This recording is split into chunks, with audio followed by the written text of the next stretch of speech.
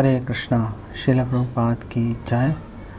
सो हम लोग नारद भक्ति सूत्र 68 पर डिस्कस कर रहे हैं, जो इस प्रकार है। कंठावरोध रोमाश्रुभि परस्परम लपमानः पावयन्ति कुलानि पृथ्वीं च। कि जो भगवान के अंतरंग पार्षद हैं, जो एकांतिक भक्त हैं, वो आपस में भगवान के नाम रूप गुण लीलाओं के चर्चा करते हैं। कंठ अवरुद्ध हो जाते हैं उनके, रोम हर्षण हो जाता है, बाल खड़े हो जाते हैं, आँखों से अश्रु उनके बहते हैं। और ऐसे ही चर्चा करते हुए वे लोग अपने अनुयायियों को, अपने शिष्यों को और पूरी पृथ्वी को शुद्ध बना देते हैं वो। तो इस पर डिस्कशन करते हैं मंगलाचरण के बाद।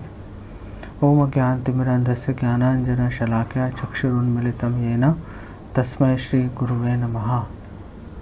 श्री चैतन्य मनोभीष्टं स्थापितं येन भूतले स्वयं रूपा कदा मह्यं ददाति स्वपदान्तिकं। श्री कृष्ण चैतन्य प्रभु नित्यानंद श्री अद्वैत गदाधर शिवासदि गौर भक्तवृंद। हरे कृष्ण कृष्ण कृष्ण हरे हरे, हरे राम राम राम हरे हरे। वैराग्य विद्या निज भक्ति योगा शिक्षार्थम एक पुरुष पुराण। श्री कृष्ण चैतन्य शरीरधारी कृपाम्बुधि यस्तम अहम प्रपत्ति। नमो विष्णुपादाय कृष्ण प्रेष्ठाय भूतले श्रीमते भक्ति वेदांत स्वामी निति नामिने। नमस्ते सारस्वते देवी गौरवाणी प्रचारिणे निर्विशेष शून्यवादी पाश्चात्य देश तारिणे। हरे कृष्णा। जो भगवान के शुद्ध भक्त हैं, जो एकांतिक भक्त हैं, जैसे ही भगवान के आपस में लगातार चर्चा करते रहते हैं। मत चित्ता मत गत प्राणा बोधयंता परस्परम कथ्यम तश्च माम नित्यम तुष्यंति च रमन्ति च। आपस में निरंतर जो पूरी तरह से शरणागत हैं भक्त, उनका लक्षण ही यही है। हमेशा भगवान के बारे में डिस्कशन करेंगे, हर चीज़ को, हर डिस्कशन को भगवान से कनेक्ट कर देंगे। इसी को बोला जाता है, जब व्यक्ति हर चीज़ को भगवान से कनेक्ट कर लेता है, तो ऐसी स्थिति को भगवद गीता में बोला गया, यो माम पश्यति सर्वत्र सर्वम च मयि पश्यति। हर चीज़ है ही भगवान की, अहम सर्वस्व प्रभु। हर चीज़ भगवान के, ईशावास्यम इदम सर्वम यत् किंच जगत्याम जगत। हर चीज़ भगवान की संपत्ति है। तो जो व्यक्ति, जो भक्त, उसके पास ये क्षमता आ जाती है इस चीज़ को देखने की। ऐसा नहीं है, थ्योरेटिकल नॉलेज और प्रैक्टिकल अंडरस्टैंडिंग में फ़र्क होता है। जैसे हम सबको पता है कि जो रॉकेट है वो ग्रेविटी के अगेंस्ट एक पुश लगा के आसमान में उड़ जाता है और स्पेस में एंटर कर जाता है। बट वो कैसे होता है, वो प्रैक्टिकली कैसे उसको कितनी फोर्स लगती है, कैसे वो कैलकुलेट करते हैं कि टूट के ना बिखर जाए, कैसे उसका वेट निकालते हैं, वो हर चीज़ प्रैक्टिकल लेवल पर हर व्यक्ति नहीं समझ सकता उसको। जो एक्सपर्ट है उस फील्ड में सिर्फ वही समझ पाएगा। ऐसे ही जैसे एक डॉक्टर होता है, एक्सपर्ट डॉक्टर है, देखते ही रोग बता देगा, कोई टेस्ट नहीं करवाते। पहले जो हमारे जितने भी वैद्य वगैरह थे, नाड़ी भट्ट, वो कौन से टेस्ट करवा रहे थे? वो नाड़ी देखते थे, दवाई दी, ठीक हो गया बंदा। ये दृष्टि मिल जाती है कि आप प्रैक्टिस करते हो, आप साधना करते हो, गुरु के मार्गदर्शन में आप उसको सीखते हो, धीरे धीरे आपको नॉलेज, वो दृष्टि प्राप्त हो जाती है। ऐसे ही जो एक भक्त है, जब एक प्रमाणिक गुरु के अनुगत रहकर जब वो साधना करता है, अच्छे से भक्ति करता है, प्रैक्टिकल सर्विस करता है, तो उसको ये अंडरस्टैंडिंग, उसको ये आ जाती है हर चीज़ को भगवान से कनेक्ट करके देखने की। तो ऐसा व्यक्ति क्या करता है, हर चीज़ को भगवान से कनेक्ट करेगा, और जैसे ही भगवान का स्मरण होगा उसको, और क्योंकि हर चीज़ भगवान का स्मरण करा रही है उसको, तो 24 घंटे भगवान का स्मरण करता रहेगा। और जो भी कोई बात होगी, जब जैसे ही भगवान का स्मरण आया, उसको गला, उसका कंठ अवरुद्ध हो जाएगा, हृदय द्रवित हो जाता है उसका। कंठ अवरुद्ध कैसे होगा?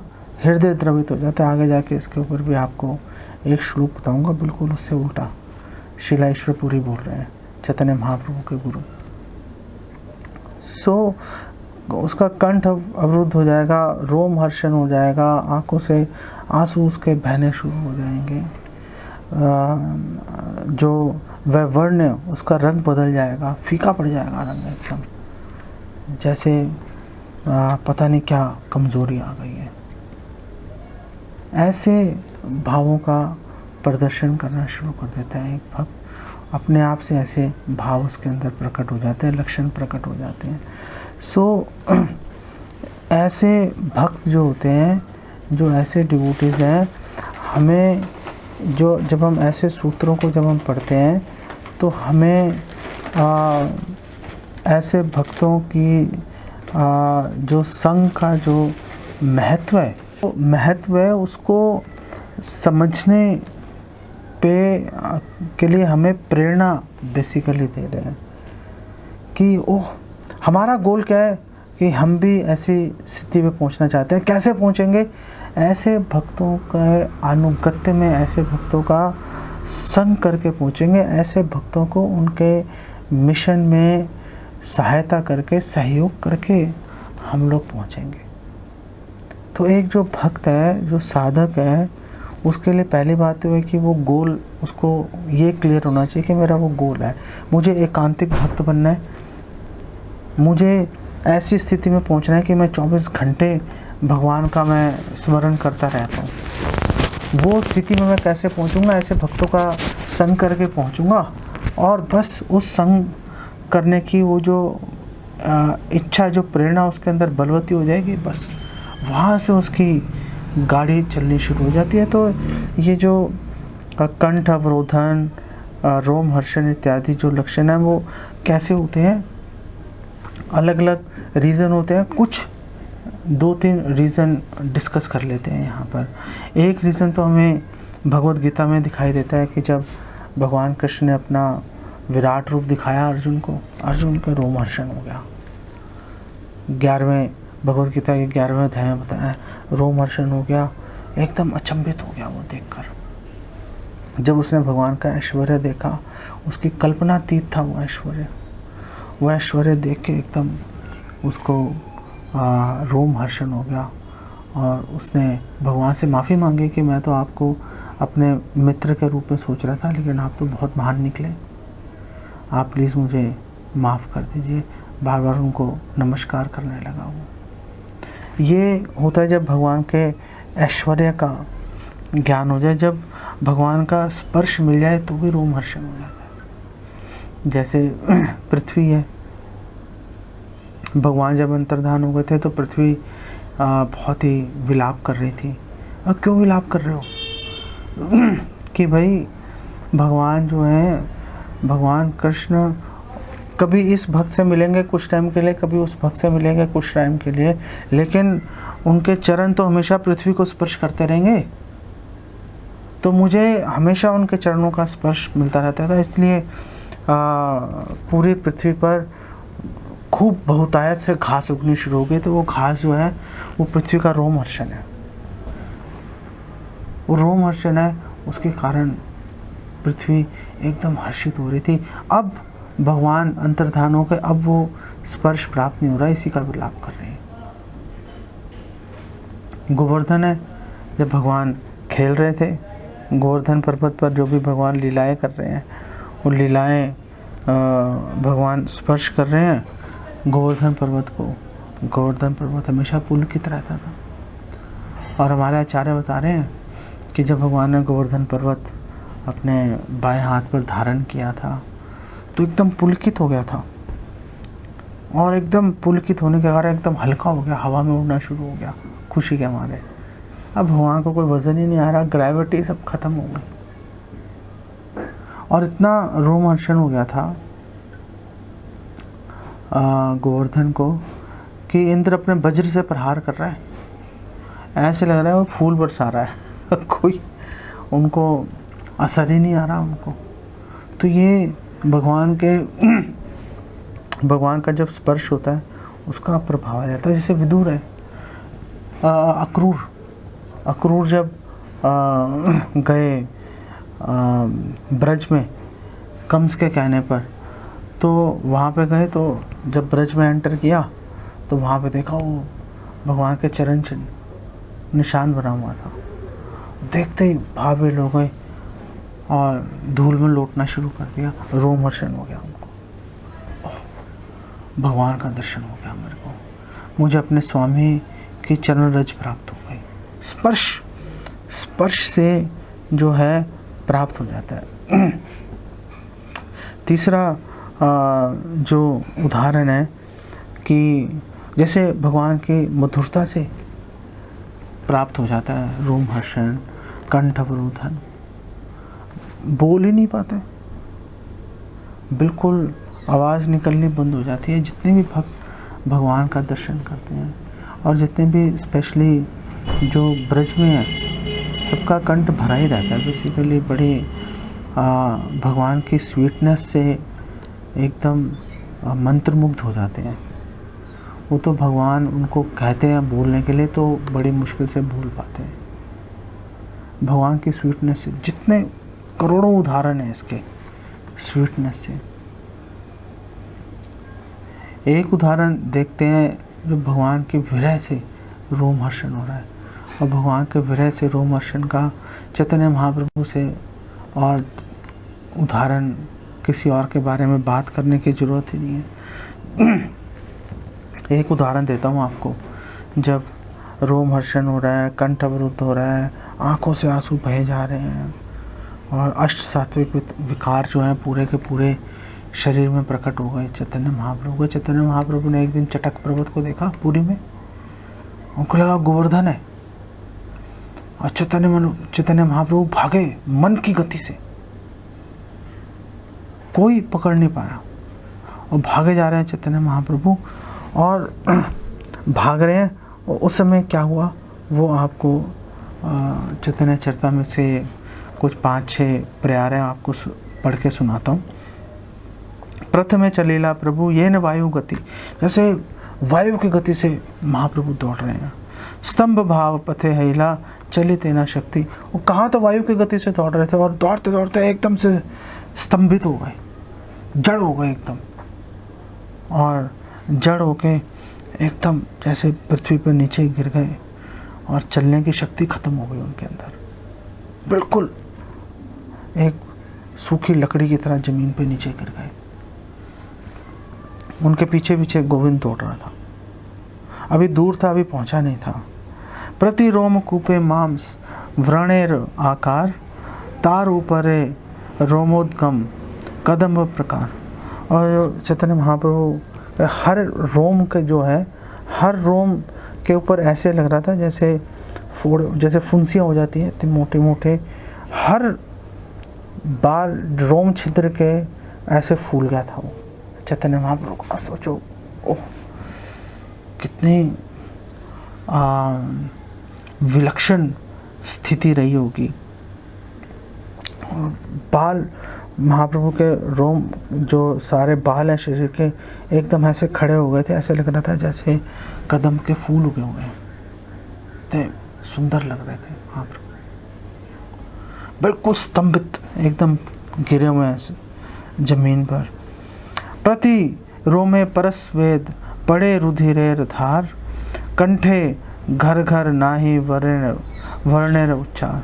और जो रोम छिद्र है उससे लगातार 2 चीज़ें बह रही थी, पसीना और खून मिल के आपस में बह रहा है महाप्रभु का। कंठ से घुर घुर घुर के आवाज़ निकल रहा है, महाप्रभु बोल नहीं पा रहे, कंठ अवरोधन हो गया। कुछ उनके मुंह से आवाज़, एक शब्द महाप्रभु निकाल नहीं पा रहे थे। दुई नेत्रे भरे अश्रु, अभी गोविंद पहुंचा नहीं है, दौड़ रहा है पीछे अभी, और गोविंद सबसे आगे, पीछे और भक्त भी दौड़ रहे हैं महाप्रभु के। स्वरूप दामोदर इत्यादि सारे भक्त पीछे दौड़ रहे हैं, हाहाकार मचा हुआ बेसिकली। तो जब तक गोविंद पहुंच रहा है तब तक क्या हालत हो रही है। दुई नेत्रे भरी अश्रु वह अपार, समुद्र में लीला ये न गंगा जमुना धार। महाप्रभु के आंखों से ऐसे अपार महाप्रभु की आंखों से जैसे नदियां बह रही हैं, जैसे गंगा जमुना बह के दौड़ रही हैं समुद्र से मिलने के लिए, ऐसे महाप्रभु की आंखों से अश्रुओं की धारा बह रही थी। वैवर ने शंख प्राय श्वेत हैलांक, तबे कंप उठे ये न समुद्र तरंग। महाप्रभु पूरा रंग कांति फीकी पड़ गई, एकदम जैसे एकदम वाइट कलर के हो गए महाप्रभु, जैसे शंख होता है एकदम सफ़ेद होता है, एकदम सफ़ेद। और ऐसे महाप्रभु ने कांपना शुरू कर दिया, पूरा शरीर ऐसे कांप रहा था जैसे समुद्र में पानी की तरंगें उठती हैं। कांपिते प्रभु भूमे पड़ेला, तबे ता गोविंद प्रभुर निकटे आएला। और धड़ाम से महाप्रभु नीचे गिर के स्तंभित हो गए थे, नीचे गिर के कांप रहे थे। और इतनी देर में गोविंद वहाँ पे पहुँच गया, फटाफट दौड़ रहा था गोविंद भी, और तुरंत वहाँ पहुँच गया। और फिर गोविंद ने महाप्रभु को उनके पूरे शरीर पर उसने जल के छींटे मारे और उनको कपड़े से हवा की महाप्रभु को। और इतनी देर में सारे सार्वभौम भट्टाचार्य, स्वरूप दामोदर गोस्वामी इत्यादि सारे पहुँच गए भक्त। और सारे भक्तों ने महाप्रभु की ऐसी दिशा देखी तो बहुत ही रोना शुरू कर दिया उन्होंने। ऐसी दशा थी महाप्रभु की, अष्ट सात्विक विकार थे महाप्रभु के देह के अंदर, देखे नहीं जा रहे थे। ऐसे अद्भुत विलक्षण भाव महाप्रभु प्रकट कर रहे थे। तो ये महाप्रभु दिखा रहे हैं। और ये एक बार नहीं हुआ, अनेक बार हुआ। शरीर के सारे अंग ढीले हो रहे हैं, कभी संकुचित हो जा रहे हैं महाप्रभु, कभी गंभीरा की दीवारों से महाप्रभु अपना मुख रगड़ रहे हैं। ये सारे अपने भावों को महाप्रभु जब नियंत्रित नहीं कर पा रहे थे, बिल्कुल बाह्य दशा विस्मृत हो गई थी। क्या हो रहा है कुछ पता नहीं है, अंदर चल रहे हैं जो भी चल रहा है अंदर का। तो ऐसी दशा कैसे हो जाती है, क्या उद्दीपन, क्या कारण रहता है ऐसी दशा होने का? तो 2-3 कारण डिस्कस करते हैं। एक कारण आपको बताता हूँ, इसमें श्री पद्यावली में श्री रूपा गोस्वामी कोट कर रहे हैं श्री औत्कल को। और वहाँ पे वो कह रहे हैं, तेभ्यो नमोस्तु भववारिधि जीर्ण पंका, समग्न मोक्षण विचक्षण पादु केभ्यः, कृष्णेति वर्ण युगल श्रवणेन येषाम आनंदातुर भवति नर्तित रोम वृंदा। तो इसमें जो भक्त हैं वो बोल रहे हैं कि मैं भगवान के भक्तों को दंडवत प्रणाम करता हूँ, सादर प्रणाम करता हूँ। उनको सिर्फ 2 अक्षर सुनने हैं उन्होंने, कृष्ण।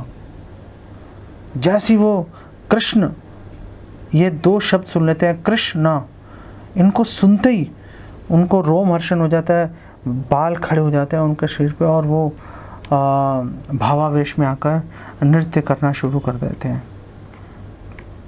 और अपने चरण पादुकाओं से, उसकी चरण रज से, ऐसे जो महात्मा हैं, ऐसे जो साधु हैं, वो इस संसार चक्र में फंसे हुए लोगों की, जो बार बार जन्म ले रहे हैं, बार बार मरते जा रहे हैं, ऐसे लोगों को उस सूखे हुए दलदल में से उनको खींचकर उनको बाहर निकाल रहे हैं। ऐसे भक्तों को मैं प्रणाम करता हूँ। ये श्री औत्कल कह रहे हैं, रूपा गोस्वामी ने कोट किया है पद्यावली में।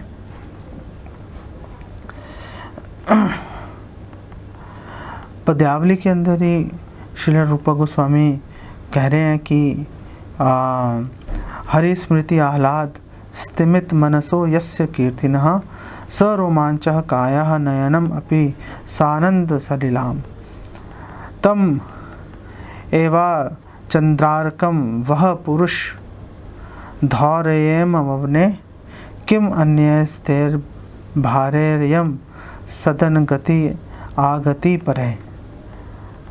तो यहाँ पर एक भक्त हैं श्री सर्वानंद, और रूपा गोस्वामी उनको कोट कर रहे हैं। वो बोल रहे हैं कि हरि का स्मरण करके, भगवान हरि का स्मरण करके जो उनके भक्त हैं उनके हृदय भावावेश से भर जाते हैं, रोमहर्षण हो जाता है, आँखों से अश्रुओं की धारा उनकी बहनी शुरू हो जाती है। हे पृथ्वी, पृथ्वी को संबोधित कर रहे हैं, वो कह रहे हैं हे पृथ्वी देवी, ये जो भक्त हैं ये नरोत्तम हैं, ये सभी नरों में, मनुष्यों में सर्वश्रेष्ठ हैं ये, और आप इनका अच्छी तरह से पालन पोषण करना। जब तक सूर्य चांद आकाश में चमक रहे हैं आप भगवान के भक्तों का बहुत अच्छे से ध्यान रखना।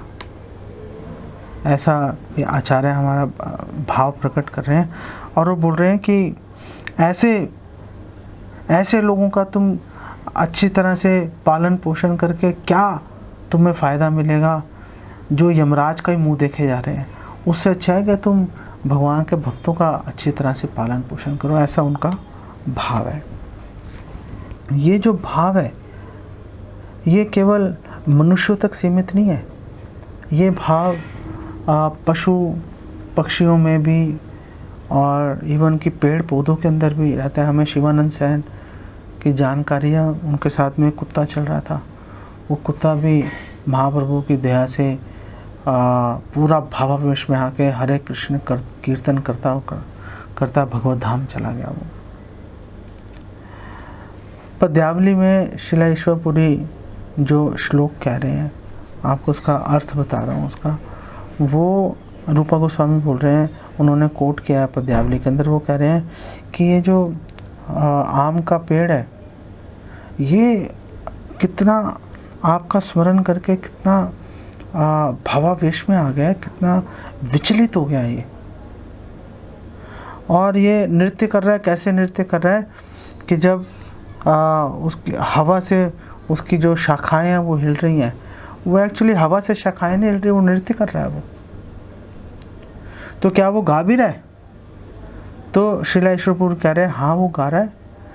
जो ये आम का पेड़ है इसके बहुत सारे भ्रमर इस पे मंडरा रहे हैं, तो उनकी जो हमिंग की साउंड है, जो भ्रमर की गुंजन की आवाज़ है, वो इसका संगीत है, वो भगवान का बेसिकली गुणगान कर रहा है। तो क्या आंसू भी बहा रहा है ये पेड़? बोल रहे हैं हाँ आंसू भी बहा रहा है। ये आंसू बहा रहा है शहद के रूप में, जो शहद टपका रहा है ये उस वृक्ष के आंसू हैं। तो पूछ रहे हैं कि तो क्या इसको रोमहर्षण हो रहा है इसको? बोल रहे हैं हाँ इसको रोमहर्षण हो रहा है। जितने भी नए कोपल फूट रहे हैं इसमें, वो सारे रोमहर्षण की निशानी है। जितने भी इसमें नए नए कोपल निकल रहे हैं।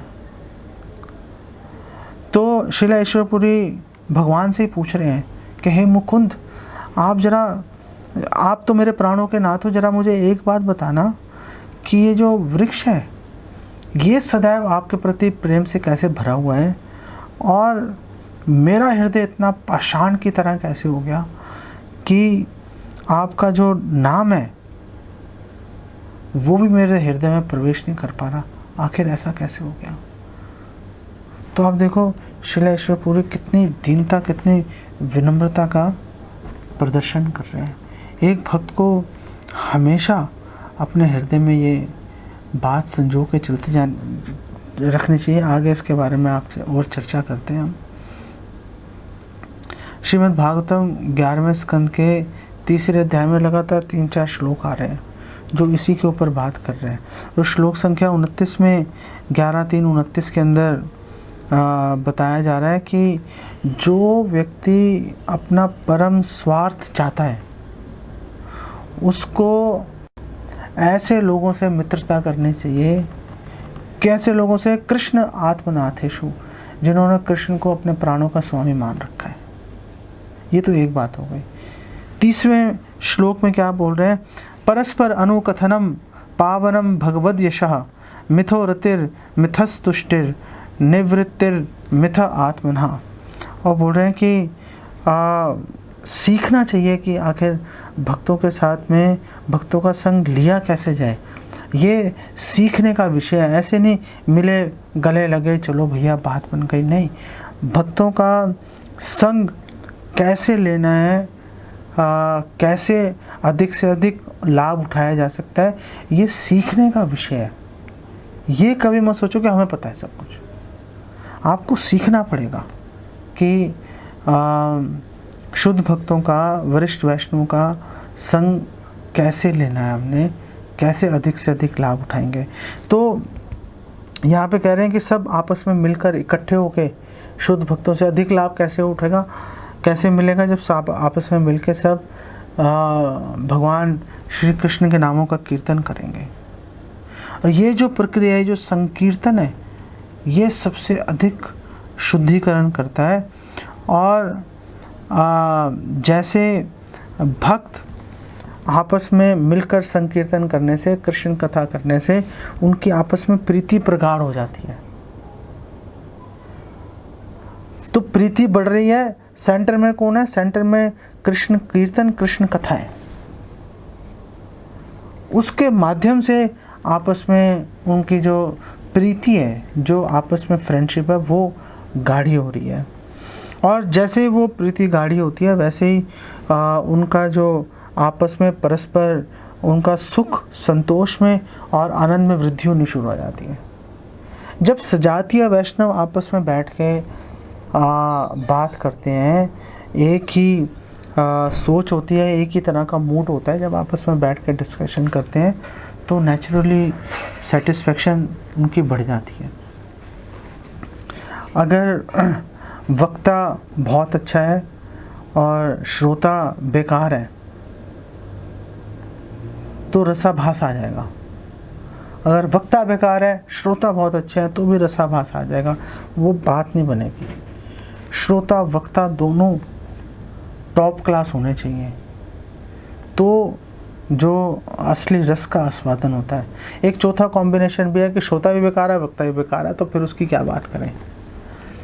तो ये जो थर्ड कॉम्बिनेशन है कि श्रोता भी एकदम टॉप क्लास है, सुनने की इच्छा है उनकी, बहुत ध्यान से सुन रहे हैं, बहुत उनको ललायत है सुनने के लिए।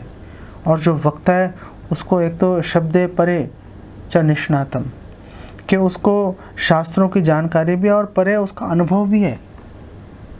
ऐसा नहीं कि केवल किताबी ज्ञान है, उसको अनुभव भी है उसका, और उसके आधार पर, उसके बल पर वो ज्ञान देने की कोशिश कर रहा है। वो भगवान विषयों पर चर्चा कर रहा है, तो सुख और आनंद की अनुभव होता है। तो इस तरह से एक दूसरे का उत्साह बढ़ाते हुए वो लोग एक चीज़ छोड़ देते हैं। कौन सी चीज़ छोड़ देते हैं? इंद्र तृप्ति को। इंद्र तृप्ति छोड़ देते हैं। क्यों छोड़ देते हैं? क्योंकि सारे दुखों का कारण वही है। ये श्लोक संख्या 30 है।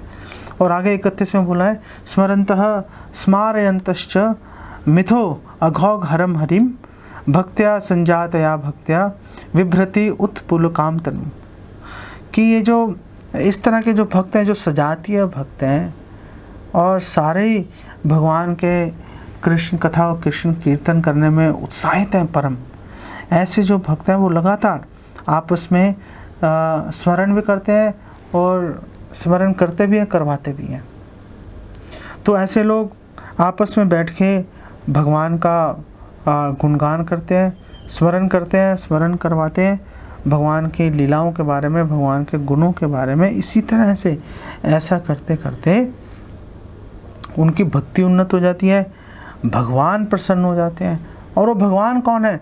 भगवान अघोघ हरम हरिम, वो हरि हैं जो अघोघ हरम, जो सारे अनर्थ, सारे दोष, सारे पाप हर लेते हैं। ऐसे भगवान हरि की उनको भी प्रसन्न कर लेते हैं वो। और जब सारे अनर्थ खत्म हो गए, क्योंकि हरि ने हर लिए, तो जो भक्त हैं उनके हृदय में कृष्ण, शुद्ध कृष्ण प्रेम जागृत हो जाता है। और इस संसार में रहते हुए भी वो आध्यात्मिक गुणों का प्रदर्शन करते हैं, जैसे रोमहर्षण इत्यादि। तो ये प्रक्रिया, ये प्रोसेस बेसिकली चलता है। तो ये जो विकार शरीर में कैसे आ जाते हैं, तो पद्यावली में श्री रंग बता रहे हैं।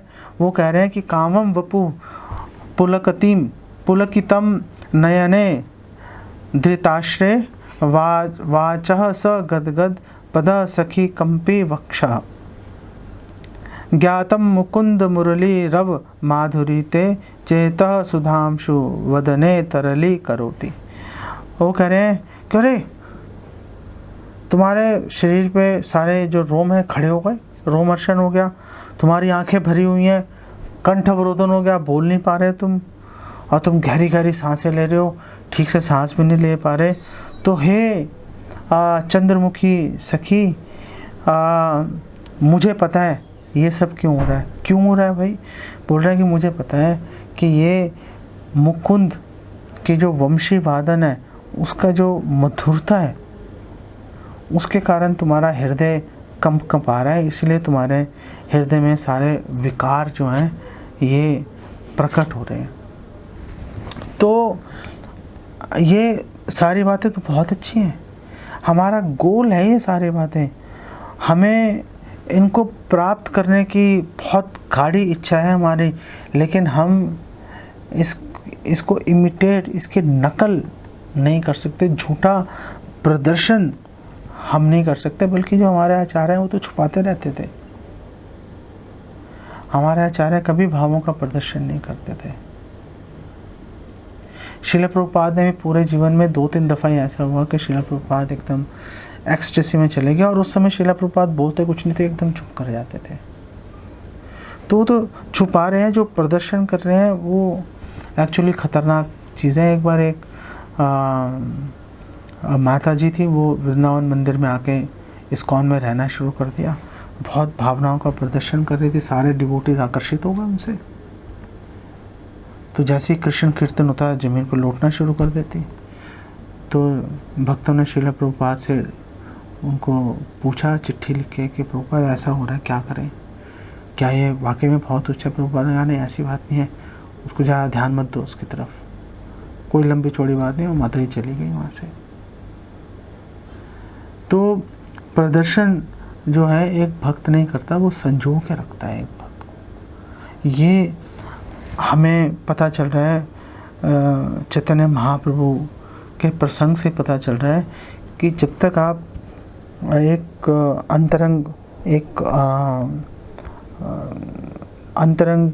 संघ के अंदर कुछ चुने हुए भक्तों के साथ ही ना हो, तब चाहे आप एक बार अपने भावों को खुला छोड़ दो, लेकिन जैसे ही जब भी कोई बाह्य व्यक्ति, कोई अभक्त या कोई जो उस स्तर पे नहीं है, ऐसा व्यक्ति अगर वहाँ पर मौजूद है तो अपने भाव संवरण कर लेते हैं। जैसे जब चैतन्य महाप्रभु मिले थे रामानंद राय से दक्षिण भारत की यात्रा के समय, तो चैतन्य महाप्रभु उनको देखते ही विवल हो गए थे, लेकिन जब चैतन्य महाप्रभु ने देखा स्मार्त ब्राह्मण भी है वहाँ पर, तो चैतन्य महाप्रभु ने अपने भावों का संवरण कर लिया था। बाद में जब अकेले में मिले, डिस्कशंस हुई, तो फिर तो कोई रोक टोक बेसिकली थी नहीं। तो महाप्रभु इस चीज़ को दिखा रहे हैं, महाप्रभु अपने खुद के आचरण से। और दूसरी बात यह है कि ऐसे भक्तों का, शुद्ध भक्तों का संग करना आसान बात नहीं होती, उसमें बड़ी बड़ी बाधाएं आती हैं। और सबसे बड़ी बाधा तो हमारे अपना अहंकार है। हमारा अहंकार हमें रोक देता है भक्तों का संग लेने से, उसका पूरा लाभ लेने से हमारा अहंकार ही आड़े आ जाता है। अहंकार केवल ऐसा नहीं है कि अभक्तों में होता है, भक्तों में तो मुझे लगता है कि अभक्तों से ज़्यादा ही अहंकार आ जाता है, पता नहीं, सतोगुणीय अहंकार ऐसा लगना शुरू हो जाता है। बात सुनना भी बंद कर देते हैं बेसिकली। अगर आप ओपन माइंड नहीं रखोगे, अगर आप बात सुनना बंद कर दिया आपने, तो मतलब आप समझो कि आध्यात्मिक जीवन ही ख़त्म हो गया बेसिकली। आध्यात्मिक जीवन सुरक्षित रखना है, आप कभी भी अपने माइंड को क्लोज नहीं कर सकते, कभी भी आप बात सुनना आप बंद नहीं कर सकते। गलतियाँ होती रहती हैं, आज गलती हुई, चलो माफ़ी मांगो, वापस अपनी सर्विसेज पकड़ लो, बात ख़त्म हो जाती है। लेकिन अगर कोई भक्त ये ठान ले कि ज़्यादातर ऐसे ही होता है, जब भी भक्तों का आपस में किसी छोटी छोटी बातों में मतभेद होता है। किसी ने किसी को प्रॉपर्टियाँ थोड़ा दे रखी हैं, वो छोटी छोटी बात पे कोई मतभेद हो जाता है। लेकिन जैसे ही अगर भक्त एक दूसरे से बात करना बंद कर देते हैं, बस वैसे ही समझ लो काम खराब हो जाता है। ज़्यादा देर तक माला का भार वहन नहीं कर पाता वो भक्त। माइंड हमेशा टेंशन में रहना शुरू हो जाता है। जितनी प्रोग्रेस की थी आच्छादित हो जाती है।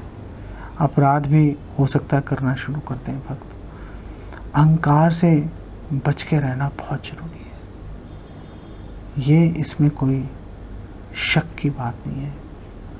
तो आप ऐसा मत सोचो कि दूसरे लोग अहंकार से ग्रसित हो गए, हम बच जाएंगे। हर व्यक्ति इस अहंकार रूपी प्रेत से कभी भी उसको पकड़ सकता है। सावधानी बरतनी पड़ेगी। बंदो मोई सावधान मते, सावधानी हटी दुर्घटना घटी। पता भी नहीं चलता, गायब हो जाते हैं भक्त। इसलिए भक्तों से बात करना, चाहे आपके समकक्ष हो चाहे आपसे सीनियर हो, कभी भक्तों से बात करना मत बंद करो। ये मत सोचो क्या बात करेंगे, फ़ोन लगाओ, जब हरे कृष्णा बोल दोगे कोई ना कोई बात निकल आएगी। कुछ ना कुछ बात करो यार। आप पूरी दुनिया के अंदर आप लोगों से सुबह से शाम तक बोलते रहते हो, उल्टी सीधी ग्राम्य कथा बकवास चलती रहती है। भक्तों के साथ में उनका हाल चाल पूछ लो। कोई आप जो पढ़ रहे हो उनको बताओ, उनसे पूछो क्या पढ़ रहे हैं, बस बातचीत शुरू हो गई। इसको आखिर करने में कौन सा ऐसी बड़ी बात है इसके अंदर? इसमें कोई बड़ी बात नहीं है। करना चाहिए, चाहे मन आपको कितना ही कचोटे, मन को ठोकर मारो, दिमाग का इस्तेमाल करो। ये बात दिमाग में रख लो कि भैया कुछ भी हो जाए, भक्तों का संग नहीं छूटना चाहिए। भक्तों का संग छूटने का मतलब है भक्ति खत्म। ये बात ध्यान में रहेगी। गलतियाँ होती रहती हैं, साथ में चिपके रहो बस। गलतियाँ होंगी, कोई बुरा नहीं मानता, सब लोग साथ मिलकर चलते रहते हैं। हर व्यक्ति गलती करता है, हम भी गलती करते रहते हैं। तो इसका मतलब ये थोड़ा है कि अगर आपने गलती की तो मैं आपको नीचा दिखा के गिराई दूँ, या मैंने गलती कर दी तो आप मेरे जाने दुश्मन हो जाओ। ऐसे नहीं होता। आप वरिष्ठ भक्त की गलतियां माफ़ करो, वरिष्ठ भक्त आपकी गलतियां माफ़ करेगा। मिल के साथ चलते रहो। ऐसे मिल के सब लोग प्रोग्रेस कर लेते हैं, आगे बढ़ जाते हैं। ये बात बहुत ही महत्वपूर्ण है। तो यहाँ पे बताया गया कि कुल को पावन कर लेता है। तो जहाँ यहाँ कुल है, ये कुल का मतलब है गुरुकुल। एक जो गुरु शिष्य परंपरा से जो कुल है, जो अच्युत गोत्र वाला कुल है। हालांकि यहाँ पे कुल का मतलब आप अपना परिवार भी ले सकते हो। अगर किसी घर में कृष्ण भक्त पैदा हो जाए तो नेचुरली उसके पूर्वज और वंशज सब तर जाते हैं, उनके कई पीढ़ियाँ पार उतर जाती हैं। लेकिन यहाँ पे मुख्य जो भाव है कुल से, वो गुरुकुल से है भाव, कि जो गुरु शिष्य परंपरा के अंतर्गत जो लोग आ रहे हैं उनके विषय में बात की जा रही है। और बता रहे हैं कि पृथ्वी को भी पवित्र कर देते हैं। कैसे पवित्र कर देते हैं, ये सूत्र संख्या 69 में इसके बारे में जानकारी दे रखी है, वो अगले श्लोक में डिस्कस करेंगे। इसको यहीं पे विराम देते हैं। जगत गुरु श्रील प्रभुपाद की जय। हरे कृष्ण।